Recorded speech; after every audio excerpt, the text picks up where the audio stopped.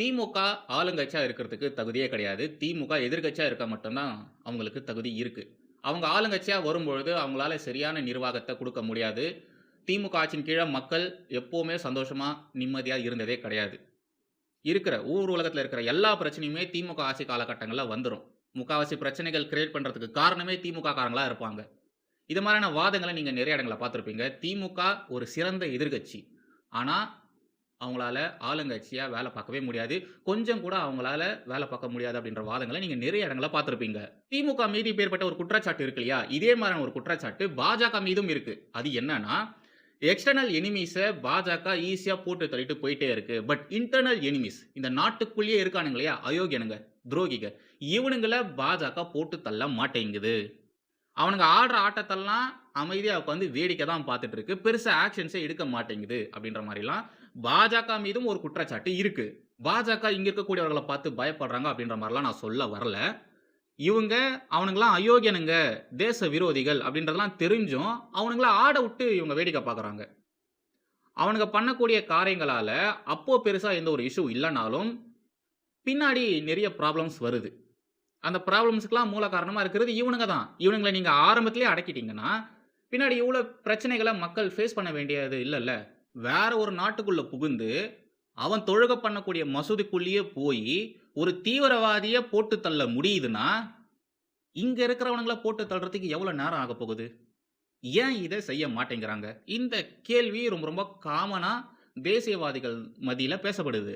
2, 3 நாள் முன்னாடி பாகிஸ்தான்ல ஒரு மசூதிக்கு ஒரு பயங்கரவாதி போறான். தொழுகை பண்றதுக்காக போறான். ஓகேங்களா? போனவன் திடீர்னு செத்து போயிடுறான்.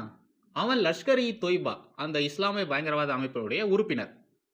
தொடர்ந்து இந்த லஷ்கர் இ தொய்பா மாரியான இஸ்லாமிய பயங்கரவாத அமைப்புகள் இருக்கக்கூடிய இஸ்லாமிய பயங்கரவாதிகள் மர்மமான முறையில செத்துட்டே இருக்கானுங்க. தொடர்ந்து செத்து போயிட்டு இருக்கானுங்க. நம்ம பார்த்திருக்கோம் இல்லையா? அன்னவுன் கன்மேன் அடையாளம் தெரியாத மர்ம நபர் அப்படின்ற மாரிலாம் நம்ம பார்த்திருக்கோம் இல்லையா? அந்த நபர் தன்னுடைய அடுத்த வேலைய ஆரம்பிச்சுட்டாரு. அடுத்த ப்ராஜெக்ட்ட குடுத்திருப்பாங்க போல. சோ, அவருடைய வேலைய ஆரம்பிச்சுட்டாரு. இதோ அடுத்தடுத்த ஒவ்வொருத்தனா சாவறான் பாருங்க அப்படின்ற மாரிலாம் இப்போ செய்திகள் வந்துட்டு இருக்கு. லஷ்கர் இ தொய்பான்னு சொல்லப்படுற இந்த இஸ்லாமிய பயங்கரவாத அமைப்புல மாணவர் பிரிவுன்னு ஒரு பிரிவு இருக்கு. அந்த பிரிவினுடைய தலைவனா ஒருத்தன் இருக்கான். அவன் என்ன பண்ணியிருக்கான், இந்த ஜென்ஸி புரொட்டஸ்ட்ன்னு இந்த கரப்பான்பூச்சிக்காரனுங்க பண்ணானுங்க இல்லையா? அதுல ஒரு சில கோக்குமாக்கான வேலைகள பார்த்திருக்கான். நெறைய புரொவோக் பண்ற மாரியான விஷயங்கள் பண்ணியிருக்கான். அவன் தான் மசூதியில செத்து போயிருக்கான். Unknown gunman. பாகிஸ்தான்ல நெறைய பேர் இருக்காங்க போல. ஃபர்ஸ்ட்லாம் பார்த்தீங்கன்னா, துப்பாக்கி எடுத்து போட்டு தள்ளிட்டு போயிட்டே இருப்பாங்க. பட் இப்போ அந்த அன்னவுன் கன்மேன் யோசிச்சு பார்க்க முடியாத பல காரியங்கள் செஞ்சுட்டு இருக்காரு. துப்பாக்கிலாம் யூஸ் பண்றதே கிடையாது. மர்மமான முறையில. அவன் எப்படி செத்தான்? யாரு சாவடிச்சா? யாருக்கும் தெரியல. பட் அன்னோன் கன்மேன் உடைய அடுத்த ஆட்டம் தான் இது அப்படின்ற மாரி பாகிஸ்தான்ல இருக்கக்கூடியவர்களே பேசுறாங்க. செத்துப் போனால்யா, அவன் 32வது லஷ்கர் இ தொய்பானுடைய மாணவர் பிரிவு அணி தலைவன். இத்தன பேர் செத்து போயிருக்கானுங்க. முன்னாடியே சொன்ன மாரி இதுக்கு முன்னாடிலாம் பார்த்தீங்கன்னா, துப்பாக்கி எடுத்து சுட்டு தள்ளிட்டு போயிட்டே இருப்பாங்க. பட் இப்போ ஹார்ட் அட்டாக்கால இறந்து போறது அதிகமா இருக்கு. அதுவும் எல்லாருமே இந்தியால நடந்த பயங்கரவாத தாக்குதலுக்கு சம்மந்தப்பட்டவனுங்க. இந்த பயங்கரவாதிகள் தான் தொடர்ந்து மர்மமான முறையில செத்துக்கிட்டே வரானுங்க. லஷ்கர் இ தொய்பானுடைய மாணவர் பிரிவு பேரு பார்த்தீங்கன்னா, ஜமாத் இ த்வாலா. த்வாலாபான்னு சொல்லிட்டு ஏதோ சொல்றாங்க. அவனுங்க ஒரு பத்திரிக்கை நடத்துறானுங்க. அவனுங்களுடைய அதிகாரப்பூர்வ பத்திரிகைன்னு ஒண்ணு இருக்கு. அது பேரு அக்பர் இ த்வாலாபா. ஓகேங்களா? அதனுடைய இணை ஆசிரியராகத்தான் இப்போ செத்துப் போனான் இல்லையா? அவன் இருந்தான்.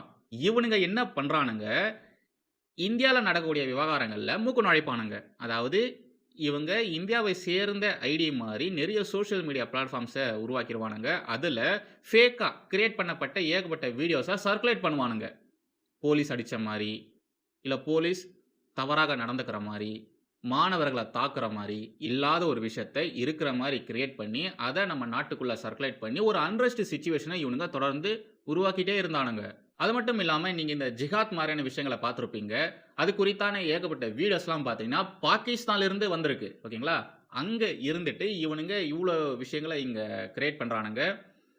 வேணும்னே ஒரு மத கலவரம், மத ரீதியில பிரச்சனைகள் இதெல்லாம் உருவாக்குறதுக்கு அவனுங்க நெறைய வேலைகள் பார்த்துட்டு இருக்கானுங்க. அங்கேயே உட்கார்ந்துகிட்டு இது மாதிரியான வேலைகள பார்த்துட்டு இருக்கானுங்க. அது மட்டும் இல்லாம ஜம்மு காஷ்மீர்ல இருக்கக்கூடிய மக்கள் இந்தியாவிற்கு எதிராக போராடுவதற்கு, இந்தியாவுக்கு எதிராக அவங்களுடைய மனநிலையை மாத்துவதற்கு இவனுங்களா தான் காரணமா இருந்திருக்கானுங்க. முக்கியமா ஜம்மு காஷ்மீர் இளைஞர்கள் தவறான வழியில போறதுக்கு இவனுங்கலாம் காரணமா இருந்திருக்கானுங்க. நெறைய இளைஞர்கள மூல செலவை செய்து பயங்கரவாதிகளாக இவனுங்க சேஞ்ச் பண்ணியிருக்கானுங்க. இப்படிப்பட்ட கேடுகெட்ட காரியங்கள் செய்த அந்த ஒரு நபர் தான் இப்போ செத்து போயிருக்கான். அவன் நாட்டிலேயே அவன் தினமும் தொழுகைக்கு போற மசூதிலேயே செத்து போயிருக்கான். 12ஆம் தேதி இப்பதான் ரீசென்ட்டா தான் செத்து போனான். அதே மாரி இன்னொருத்தன் அவன் பார்த்தீங்கன்னா, வீட்டிலேயே செத்து போயிருக்கான். செத்ததுக்கான காரணம் என்னன்னா, மாரடைப்புன்னு சொல்றாங்க. அடுத்தடுத்து 2 நாள் கேப்ல, 3 நாள் கேப்ல ஒருத்தன் மசூதியில செத்தான். தொழுகைக்கு போகும்போது அப்படியே கீழ விழுந்து செத்தான். அவனைத் தொடர்ந்து இன்னொருத்தன் அதே மாரி மசூதியில செத்தான். அதுக்கப்புறம் இன்னொருத்தன் வேலை பார்க்குற இடத்துல செத்துருக்கான். தூங்கும்போது செத்துருக்கான். துப்பாக்கியால சாவல. அன்னோன் கன்மேன் எப்பவுமே போட்டு தள்ளிட்டு போயிடுவார் இல்லையா? பட் இந்த அன்னோன் மேன் பார்த்தீங்கன்னா, வேற மாரி. என்ன மாரின்னு தெரியல. விஷம் வச்சிருக்காங்களா? இல்ல வேற ஏதாச்சும் பண்ணாங்களான்னு தெரியல. பட் என்ன காரணம்னு தெரியாம ஹார்ட் அட்டாக்ன்னு சொல்லி தான் அந்த ஒரு ரிப்போர்ட் குடுத்துருக்காங்க. எப்படி செத்தாங்க? தெளிவான விளக்கம் இல்ல. யாரு சாவடிச்சாங்க? யாருக்குமே தெரியல. தொடர்ந்து இது மாரி மாரடைப்பால பயங்கரவாதிகள் இறந்துட்டு வராங்கன்ற ஒரு செய்திய உங்களால பார்க்க முடியும். ஜஸ்ட் நீங்க Googleல போட்டாலே உங்களுக்கு எத்தன பேர் செத்துருக்காங்க அப்படின்ற மாரிலாம் உங்களுக்கு நெறைய தெரிய வரும். மாரடைப்பால இறக்கறது மோஸ்ட்லி பாகிஸ்தான்ல பயங்கரவாதிகளாக தான் இருக்காங்க. பாகிஸ்தான்ல இருக்கக்கூடியவர்கள், இந்த அடிப்படைவாத பயங்கரவாதிகளுக்கு சப்போர்ட் பண்ணக்கூடியவர்கள், அவனுங்க என்ன சொல்றாங்கன்னா, இவங்கலாம் ஹார்ட் அட்டாக்கால சாகவே இல்ல. அஜித் தோவால், மோடி, அமித்ஷா இவங்க தான் ஏதோ பண்றாங்க. துரந்தர் படத்துல வர மாரியான நிகழ்வுகள்லாம் நடந்துட்டு இருக்கு. இவங்களுடைய இறப்பின் காரணம் எங்களுக்கு தெரியல. எங்களுக்கு சந்தேகத்த இந்த இறப்பு ஏற்படுத்துது அப்படின்ற மாரி பாவம் அவனுங்க கதறிட்டு இருக்கானுங்க. அந்த பன்றிகளுக்கு என்ன பண்றதுன்னே தெரியல. புலம்புறானுங்க. வெளியில வரத்துக்கே பயப்படுறானுங்க. இப்ப வரக்கூடிய கேள்வி என்னன்னா, உண்மையாலே இந்த பயங்கரவாதிகளின் இறப்புக்கு காரணம் இந்தியா தான். மோடி, அமித்ஷா, அஜித் தோவால் தானா? அவனுங்க செத்தது எங்க? உங்க நாட்டுல செத்துருக்கானுங்க. உங்க மசூதியில செத்துருக்கானுங்க. அவனுங்க எப்பவுமே தொழுகைக்கு போற மசூதியில செத்துருக்கானுங்க. மசூதியில சாப்பிட்ட சாப்பாட்டுல விஷம் இருக்குன்னு ஒரு ரிப்போர்ட் சொல்லுது. அப்போ மசூதியில சமைக்கிற இடத்துல யார் இருந்தா? மசூதியில சாப்பிட்ட உணவுல எப்படி விஷம் வந்தது? நமக்கு வேணா லஷ்கர் இ தொய்பா ஒரு பயங்கரவாத அமைப்பா இருக்கலாம். பட் பாகிஸ்தான்ல இருக்கக்கூடிய மக்களுக்கு லஷ்கர் இ தொய்பா அப்படின்றது ஒரு புரட்சியாளர் இயக்கம். ஓகேங்களா? அங்க இருக்க நமக்கு வந்து அவனுங்கலாம் பயங்கரவாதிகள். பட் அங்க இருக்கக்கூடியவர்களுக்கு அவனுங்கலாம் போராளிகள். பட் இங்க இருக்கக்கூடிய இந்த ஆட் அமீர் மாரி இருக்கக்கூடிய நபர்களுக்கு அவனுங்கலாம் போராளிகள் மாரி தான் தெரிவானுங்க. அது வேற கதை. பட் அங்க இருக்கக்கூடியவர்களுக்கு அவனுங்க போராளிகள், புரட்சியாளர்கள், மாபெரும் இஸ்லாமிய தலைவர்கள். அவனுங்கள பார்க்கறதுக்கு அங்க இருக்கக்கூடிய மக்கள் ஆசைப்படுவாங்க. கூட உட்கார்ந்து சாப்பிடுறதுக்கு அந்த மக்கள் ஆசைப்படுவாங்க. பட் இது போன்ற நிகழ்வுகள் தொடர்ந்து நடக்கிறதுனால, இப்போ இவனுங்கள பார்த்து அங்க இருக்கக்கூடிய மக்கள் பயப்படுறாங்க. இவன போட வந்துட்டு மாத்தி எங்கள போட்டுற போறானுங்க. இவனுங்க கூட உட்கார்ந்து சாப்பிட்டா, அவனுங்க சாப்பிடுற சாப்பாட்டுல விஷம் கலந்திருந்தானுங்கன்னா, அத சாப்பிட்டு நாம செத்துற போறோம். இவனுங்க கூட போகாம இருக்கிறதே நல்லது. இவனுங்க கூட நம்ம லிங்க்ல இருக்கோம்னு தெரிஞ்சு, அப்புறம் நம்மள போட்டாங்கன்னா என்ன பண்றதுன்னு சொல்லி, பொதுமக்கள் பாகிஸ்தான்ல இருக்கக்கூடிய பொதுமக்கள், இந்த பயங்கரவாதிகள தலையில தூக்கி வச்சு கொண்டாடுன அந்த பொதுமக்கள், இப்ப இவனுங்கள பார்த்து பயப்படுறானுங்க. இவனுங்க கிட்டயே போறது கிடையாது. இப்ப ரீசென்ட்டா செத்தான் இல்லையா? அவனுடைய இறப்பு அப்படின்றது ரொம்ப ரொம்ப முக்கியம். ஏன்னா, இந்த குரூப்பால தான் இந்தியாவுக்குள்ள நெறைய அன்ரெஸ்ட் சிச்சுவேஷன் ஆனது உருவாச்சு. நெறைய விஷயங்கள், நெறைய ஃபேக்கான விஷயங்கள இவன் உருவாக்கி இங்க சர்க்குலேட் பண்ணிட்டு இருந்தான். அந்த ஒரு சோசியல் மீடியா விங் இருக்கு இல்லையா? பன்றிஸ்தான் பயங்கரவாதிகளால நடத்தப்படக்கூடிய அந்த ஒரு சோசியல் மீடியா விங் இருக்கு இல்லையா? அது இப்போ டோட்டலா கொலாப்ஸ் ஆயிருக்கு. அவனுங்களால இதுக்கப்புறமா சோசியல் மீடியா மூலியமா இந்தியாவுக்கு எதிரான காரியங்கள் செய்யறதுல கொஞ்சம் கஷ்டமானது இருக்கு. ட்ரபிள்ஸ நெறைய அவங்க ஃபேஸ் பண்ண வேண்டியதா இருக்கும். இன்னும் ஒரு சில நாட்களுக்கு இது மாரி ஃபேக் வீடியோஸ உருவாக்குறதுக்கு அவனுங்க கிட்ட ஆட்கள் இல்ல. நமக்கு தெரியாது. இங்க இருக்கக்கூடிய ஒரு சில பேரு ஃபேக் வீடியோஸ்லாம் உருவாக்கி குடுப்பானுங்க போல. ஏன்னா, இங்க நெறைய பேருக்கு இந்தியா மீது பற்று இருக்கிறத விட, பாகிஸ்தான் மீது தான் பற்று அதிகமா இருக்கு. இப்போ கர்நாடகால ரீசென்ட்டா ஒரு அரெஸ்ட்டுங்க. ஒரு இஸ்லாமிய இளைஞர். அவர கர்நாடகா காவல்துறை கைது பண்ணியிருக்கு. ஏன் கைது பண்ணியிருக்கு? அதான் மேட்டரு. அந்த இஸ்லாமிய இளைஞர் பாகிஸ்தான்ல தாக்குதல் நடத்துறதுக்கு பிளான் போட்டாராமா. பாகிஸ்தான்ல தாக்குதல் நடத்துறதுக்கு பிளான் போட்டதுனால, இந்தியால இருக்கக்கூடிய ஒரு இந்திய இஸ்லாமியர கைது பண்றாங்க. கர்நாடகா காங்கிரஸ் அரசு. எனக்கு உண்மையாலேயே புரியல. சுத்தமா எனக்கு புரியல.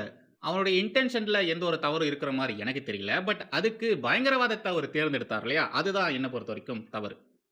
தீவிரவாத செயல், பயங்கரவாத செயல் இத யார செஞ்சாலும் நான் அக்செப்ட் பண்ணவே என்னால ஒத்துக்க முடியாது. பாகிஸ்தான் மீது தாக்குதல் நடத்தணும்னா, ஃபர்ஸ்ட் நீங்க தீவிரவாதத்த கையில எடுக்காதீங்க. நல்லா படிங்க.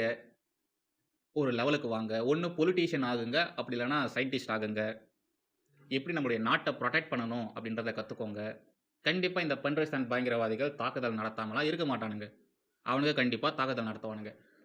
அப்படி அவனுங்க தாக்குதல் நடத்தும்போது, நாம அவனுங்களுக்கு ரெஸ்பான்ஸ் பண்ணுவோம் இல்லையா? கவுண்டர் டெரரிசம் சொல்லிட்டு அவனுங்க நாட்டுக்குள்ள புகுந்து அவனுங்க நாட்டுல இருக்கக்கூடிய தீவிரவாதிகள போட்டு தள்ளுவோம் இல்லையா? அப்போ உங்களுடைய டெக்னாலஜி வந்து யூஸ் ஆகும். அதுக்கான முயற்சிகள நீங்க முன்னெடுத்து போகணும். இத மாரி அவனுங்க பண்ற மாரியே நாமளும் போயிட்டு குண்டு வைக்கிறது, தலை வெட்டி கொல்றதெல்லாம் பண்ணோம்னா, அந்த பாகிஸ்தான் இஸ்லாமிய பயங்கரவாதிக்கும் நமக்கும் என்ன வித்தியாசம்? அவனுங்க தான் இன்னும் அப்படியே காட்டு மிராண்டித்தனமா முகலாயர்கள் அந்த காலகட்டங்கள்ல எப்படி இருந்தானுங்களோ, அப்படியே தான் இப்போ வரைக்கும் இருக்கானுங்க. நாம அப்படி கிடையாதே. நாம அது மாரிலாம் இல்லையே. படிங்க, மூளைய இன்னும் அதிகமா யூஸ் பண்ணுங்க. சயின்டிஸ்ட்டாவோ வேற ஏதாச்சும் ஒரு விஷயத்த பண்ணுங்க. டிஆர்டிஓல போய் சேருங்க. நெறைய ஆப்ஷன்ஸ் இப்போ டிஆர்டிஓல, இஸ்ரோலலாம் இருக்கு. 12த் முடிச்சுட்டு போங்க. 10த் முடிச்சுட்டு போங்க. நெறைய டிப்ளோமா கோர்சஸ் இருக்கு. டிகிரி கோர்சஸ் இருக்கு. உங்களுடைய நாட்டுப்பற்ற நீங்க தீவிரவாதம் மூலியமாக காட்டணுன்ற அவசியம் கிடையாது. இது மாரி எஜுகேஷன் மூலியமாகவும் காட்டலாம். நீங்க அவனுங்கள அழிக்கணும்னா, நீங்க போய் குத்தி, கொலை பண்ணி, பாம் போட்டு அழிக்கணுன்ற அவசியமே கிடையாது. நீங்க இப்படி போங்க. உங்க நாட்டை வளர்க்கறது, உங்க நாட்டை பாதுகாக்கிறது, அந்த வழிய நீங்க தேர்ந்தெடுங்க. நான் என் சர்க்கிள்ல இதான்பா சொல்வேன். நான் பயங்கரவாதிகள போட்டு தள்ளணும்னு சொல்லுவேன். பட் அதுக்குன்னு ஒரு ஒரு கிரைட்டீரியான்றது இருக்கு. எல்லாத்துக்குமே ஆயுத சண்டை, ஆயுதத்த தூக்கணும் அப்படின்றதெல்லாம் சரியான முடிவு கிடையாது. நம்ம பாரத தேசத்தில இருக்கக்கூடிய குழந்தைகள கொல்லணும். சின்ன சின்ன குழந்தைகள கொல்லணும். மூளை செலவு செய்யணும். அவங்களுடைய கான்சன்ட்ரேஷன், அவங்களுடைய ஃபோக்கஸ்லாம் நாம டைவர்ட் பண்ணணும். ஸோ போதை மருந்துகள இறக்குங்க. போதைய அந்த ஜனங்களுக்கு பழக்கப்படுத்தி விடுங்க அப்படின்ற மாரிலாம் அவனுங்க செய்றானுங்க. அப்படி செய்றவங்களுக்கு பதிலடிய வந்து நம்ம வேற மாரி குடுக்கணும். அதுக்குன்னு தனியா ட்ரெயின் ஆயிருப்பாங்க. ரா, இன்டெலிஜென்ஸ்ன்னு நெறைய பேர் ஐபிலாம் நெறைய இருக்கு. படிக்கிற பசங்க தயவு செய்து எக்ஸ்ட்ரீம் தேசப்பற்ற வந்து இப்படி தான் காட்டணும் அப்படின்ற அவசியம்லாம் கிடையாது. நான் சொன்னேன்ல நேத்து ஒரு வீடியோல சொல்லியிருப்பேன். இங்க இருக்கக்கூடிய இஸ்லாமியர்கள் எல்லாருமே பயங்கரவாதிகள் கிடையாது. பயங்கரவாதிகள் எல்லாருமே இஸ்லாமியர்கள் கிடையாது. அப்படிப்பட்ட ஒரு விஷயத்தை எதிர்க்கட்சிகள் உருவாக்குறாங்க. அவங்க தான் தீவிரவாதிகளையும், நாட்டுப்பற்றுள்ள இஸ்லாமியர்களும் ஒரே மாரி பார்க்குறாங்க. அப்படி கிடையாதுன்னு நேத்து சொல்லியிருந்தேன். நேத்து இல்ல, லாஸ்ட் வீடியோல சொல்லியிருந்தேன். அது ப்ரூவ் ஆயிருக்கா? பாகிஸ்தான் பயங்கரவாதிகள் மீது தாக்குதல் நடத்தணும்னு இங்க இருக்கக்கூடிய இஸ்லாமிய இளைஞர் நினைச்சிருக்காரு. அப்ப அவருக்கு எவ்வளோ நாட்டுப்பற்று இருந்திருக்கும். ஸோ, பொத்தாம் பொதுவா பிளைண்டா நீங்க எதுவும் பண்ணாதீங்க. உங்களுக்கு பாகிஸ்தான் மீது உங்களுடைய வெறுப்ப காட்டணும்னா, நீங்க இப்படி காட்டுங்க. ஒரு நல்ல வழிய தேர்ந்தெடுத்துட்டு போங்க. தயவு செய்து பசங்களா இன்ஜினியரிங் அது இதுன்னு படிக்கிறத விட, டிஆர்டிஓ, இஸ்ரோலலாம் நெறைய ஆப்ஷன்ஸ் வந்து இருக்கு. தயவு செய்து அந்த வெப்சைட்ஸ்லாம் செக் பண்ணி பாருங்க. உங்களுக்கு இந்த நாட்டுக்காக உழைக்கணும், உங்களுடைய கான்ட்ரிபியூஷன் கொஞ்சமாச்சும் இருக்கணும்னா, அந்த வழிய தேர்ந்தெடுங்க. அது மட்டும் நான் சொல்லிக்கிறேன். வந்தே